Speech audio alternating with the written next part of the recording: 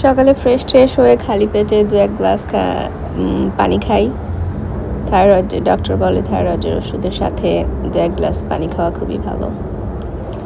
আমার বাসায় এত চশমা, 5 জোড়া চশমা, একেকজনের আবার 2-3টা। স্ন্যাক্সগুলো একটু ঠিকঠাক রাখি। আমি খুব বাসা গোছাই না, যেহেতু 3টা বাচ্চা, এই পরিষ্কার পরিচ্ছন্ন একটু রাখি আর কি। স্ন্যাক্সগুলো টেবিলেই রাখি, কারণ এখন সামার ব্রেক তো, ওরা যখন ইচ্ছা নিয়ে খায়।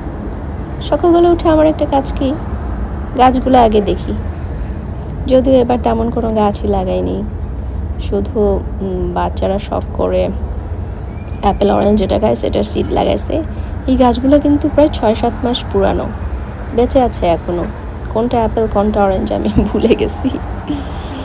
আমি শুধু এবার সামারে একটা পাথোস আর একটা বেলি গাছ লাগিয়েছিলাম, কিনেছিলাম আর কি।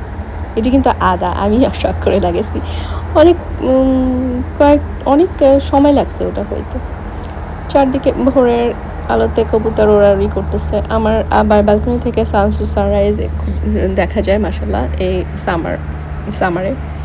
কয়েকদিন পরে তো আর ব্যালকনিতে আসা তো দূরের কথা, ব্যালকনি সবসময় বন্ধই রাখতে হবে, এত ঠান্ডা। বাচ্চা এখনও ঘুমাচ্ছে, মাশাআল্লাহ আলহামদুলিল্লাহ।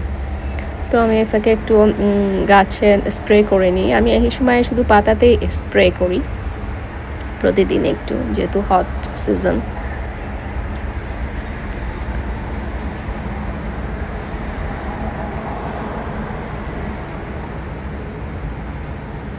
ভোরে যাদের ওঠার অভ্যাস তারা জানেন এই সময়টা কত দারুণ হয়।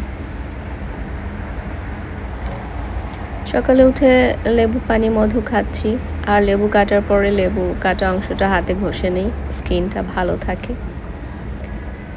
তো এটা খেতে এখন স্টাডি নিয়ে বসে যাব। এই তো আমার দিনলিপি। আমার চ্যানেলের নাম চেঞ্জ করছি, ডায়েরি। কেমন হয়েছে কমেন্টে বলতে পারেন। আর আপনারা ভিডিওতে লাইক দিতে পারেন, সাবস্ক্রাইবও করতে পারেন। Thanks for watching.